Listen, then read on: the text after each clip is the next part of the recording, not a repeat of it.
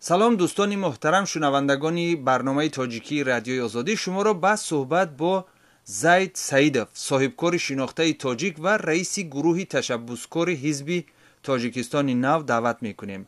اصلا با زید سعیدов ما یک ماه کمتر از یک ماه پیش صحبتی داشتیم و به فکر من بهتر می بود که بعد از ثبت نام این حزب با زید سعیدов صحبت کنیم، ولی وضعیت کمی تغییر یافت.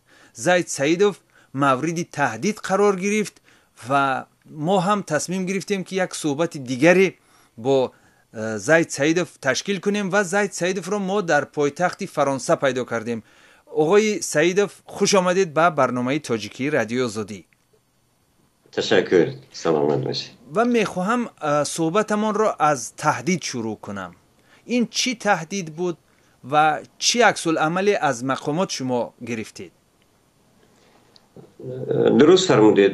ابتداعاً از جانب رهبریت مقامات دولتی ما دعوت شدیم، صحبت‌های خیلی خوب همراه داشتیم و خواهشی مقامات هم این بود که ما از اقدام و ادامه حزب نو تأسیس دست بکشیم و این مرحله برای تأسیس حزب نیست به این معنا، ولی ما گفتیم که این یگان مقصدی دیگر ندارد. قانون وقت و ساعت معین نکرده است برای همین گونه پیشنهادی تشبس، ولی در هر صورت ناراحت بودن از اون که ما خواهش اونها رو انجام ندادیم. بعداً یکی از همکاران ما به نزد ما آمد و گفت که در یک حلقه دوستان دعوت شدن و از جانب شخصیتایی که به رئیس جمهور نزدیک هستند تاکید شده است که باید من یا حزب نو تأسیس را اجازت بگیرم یا که قطع کنم فعالیتش را. ما هم که گفتیم در چارچوب قانون فعالیت میکنیم و مقصدمون آبادی و سازندگی است و قانون به ما اجازت میدهد و در قانونگذاری گفتن نشده است که باید از مقامات یا از کسی اجازت بگیریم. بنابر همین ما صحبت‌های طولانی داشتیم و اون کس هم باید این نتیجه صحبت ما رو با اون کسایی که تهدید کرده بودن، تهدیدشون هم روشن بود و جان خود ما و جان فرزندان بود. بعد اون که همین همکاری ما این صحبت رو با اون تهدید کنندگان رسانیده است، اونها به طریق تلفن به ما تهدید رو روشن کردن و گفتن که به این معنا که شما نفهمیدید، یعنی تو نفهمیدی و با گپ‌های قبیح و ببخشید آقای سعیدов، آیا نام این افراد برای شما معلوم است که کی هستند اونا؟ بله، من این رو در مقامات امور داخله گفتم این نام ها رو و الان از گفتن نام آنها خودداری میکنم، ولی در مقامات کارهای داخله من نام های اونها رو ذکر کردم. ولی در این ارتباط آقای سعیدов، در برابر اون که شما از تهدید شکایت کردید به جانتون، باز هم تا جای ما خبر یافتیم از مقامات هم یک عیبنامه و اتهام در مقابل شما پخش شده است. شما رو هم با اضافه نویسی در ساختمان دوشنبه پلازا متهم کردند و من کاملا مطمئنم که این سپارشی هست. مقامات و اون کسایی که با قانون و قانونیت سر و کار دارن خوب میدونن که ما همگی در پیمانکار بودیم در اجرای کاری ساختمان دوشنبه پلازا و خراجات های این انجام این کار قبلا شاید 1 سال یا نیم سال پیش از جانب اینستیتوت دخلدار به حکومت شهر پیشنهاد کرده می شود، بعدا تندر اعلان می شود، آزمون بین المللی. ما هم همچنین یک شرکتی بودیم که در این تندر اشتراک کردیم و با نرخ‌گذاری هیچ سر و کار نداریم. شرط این تندر هم همین است که یا برد میکنی یا باخت میکنی. ما نهایتا در این اجرای این کارها تقریبا 6 میلیون دلار آمریکایی ضرر دیدیم، ولی با کسی شکایت نبردیم و گفتیم که خوب ما اشتراک کردیم، چون در یک صحبت رئیس شهر دوشنبه هم تاکید آمیز به ما گفتن که شما خود اشتراک کردید و برد و باختش هم از آن شماست. بنابر همین بعد از این هم باز مقامات ما،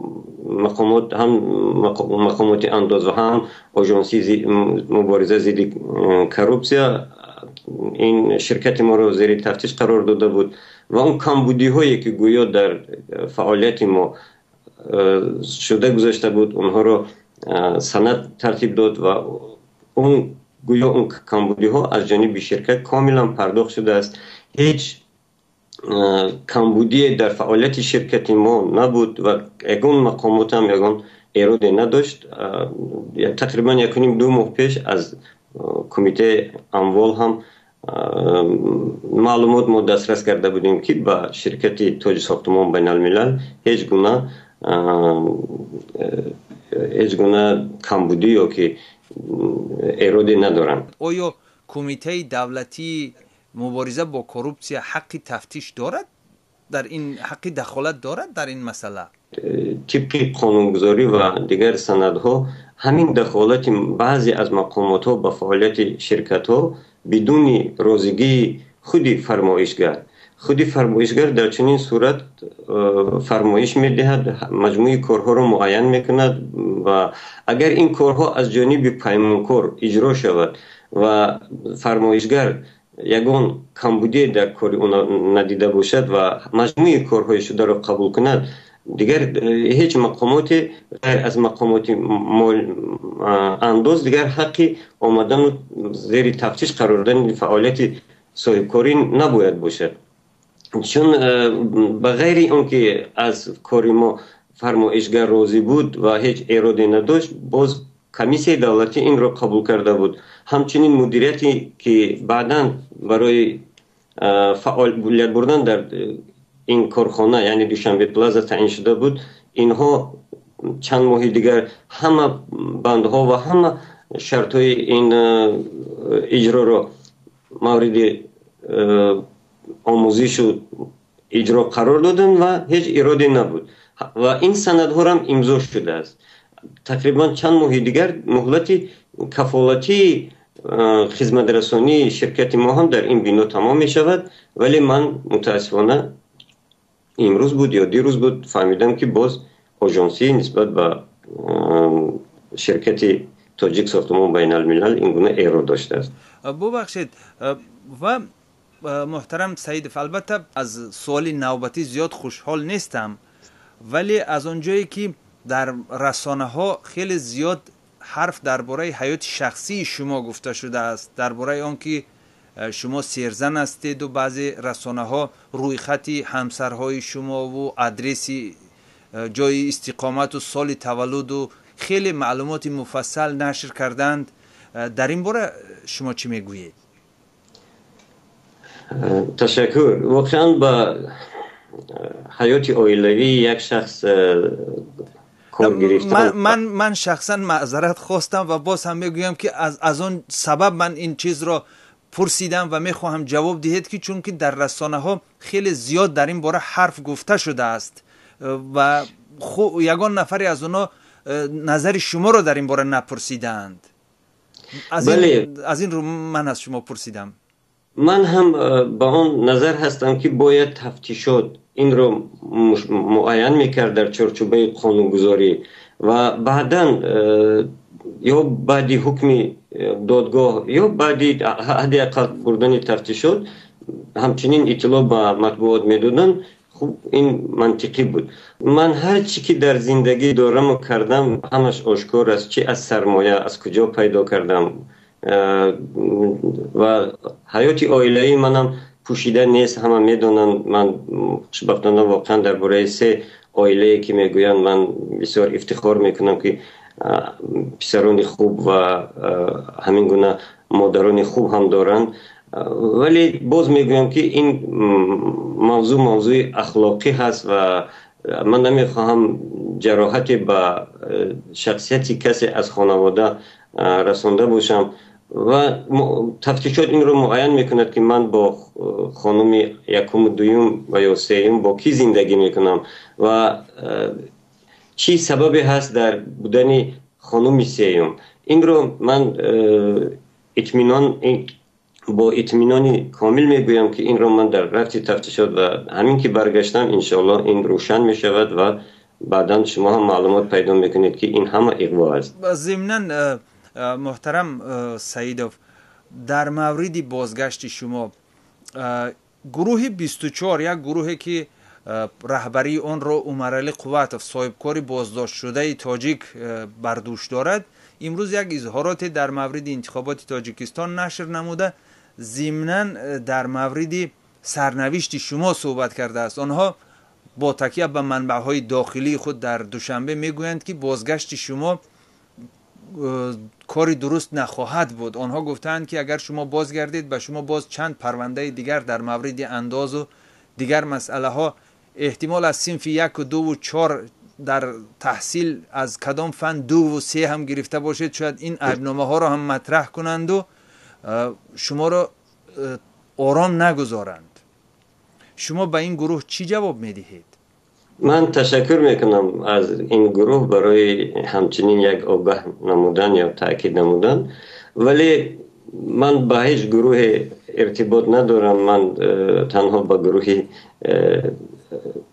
تشبسکاران تاجیکستانی نو تعلق دارم که فکر و ذکر ما تنها مرکزگرایی است، تنها سازندگی است، تنها آبادی وطن هست و هیچ گونه مقابل به همه گونه قانون شکنی، رعایت نکردن قانون و این تشبوس ما هم از همین رعایت نشدن قانون و منفعت جویی و دیگر روی صحنه آمده است و من بسیار مطمئن هستم که در مقامات تاجیکستان هم بسیار شخصیت‌های ورزیده و عدل پیشه هستند که موی را از خمیر جدا میکنن، میدونن که کی جنایتکار است و کی جنایتکار نیست و من هیچ جای ترس و هراس ندارم. من ببینید اسکندر جان، من این روزهای اخیر وطنم رو بیشتر دوست داشتم و من حس کردم که من هم کسی بودم که اطراف من این حرفا رو میزنن، یعنی منم کاری کرده بودستم یا کاری کرده میتوانم. سوال آخرین من، آیا از همین آغاز همین چیز شما پشیمان نیستید؟ بعضی ها حزب میکشایند تا اینکه نام پیدا کنند. شما نام داشتید، وظیفه دولتی هم داشتید، صاحب کارم هستید، صدها نفر شاید در شرکت شما زیر رهبری شما صاحب نان با مسکه و گوشت هم شدن. شاید چی لازم بود به شما؟ از همین کاری کردگی پشیمان هستید یا نی؟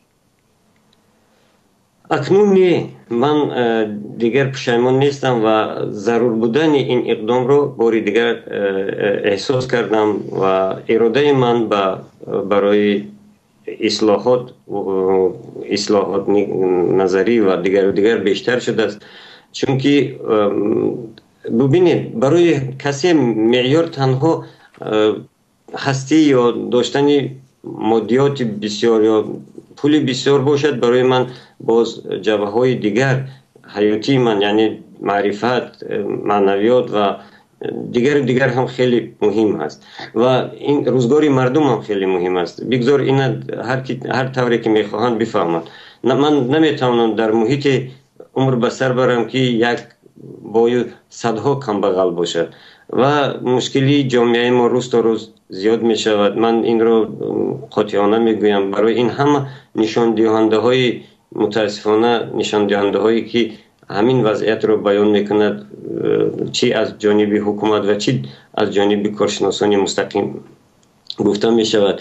بنابر همین ما آمدیم که توانیم به قدر توانایی خود در روزگار مردم، در رشد اقتصادی کشور سهم بگیریم و این هم باز به منفعت خودی ما صاحب کاران است. چون که اگر ما این کارها رو نکنیم، من در یک مصاحبه گفته بودم که زیر مدیریت بنده بیشتر از 3000 آدم چند سال قبل کار میکرد. حالا این شماره کارگران از 1000 هم پایین آمده است و کی میداند که چند سال دیگر این به 100 از این هم کمتر پایین بیاید و فعالیت کارخانه ها، وضع مالیوی کارخانه ها و عموما از کشور بیرون رفتن نیروی سازنده و عقلانی رو اگر ما بگیریم، این نمیتوند یک شخص یک صاحب کار رو بی‌طرف گذارد، چون که مشکلی خیلی زیاد است. ما باید پای اصلاح این کارها باشیم.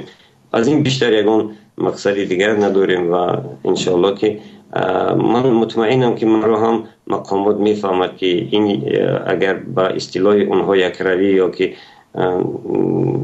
این اقدام های ما برای سازندگی است. محترم زید سعیدوف، تشکر زیاد از صحبت. امیدوار میشویم که اون ورزشگران، اون تنیس بازان تاجیک که حالا همراه با شما در فرانسه از پرچم تاجیکستان دفاع میکنند، با موفقیت همراه با شما به وطن برمیگردند و تا اون زمان تمام مشکلی ها و اون نافهمی هایی که در این بین روی داده است اینم از بین خواهد رفت و ما هم صحبت نوبتی رو با شما بعد از ثبت نام حزب شما دایر خواهیم کرد.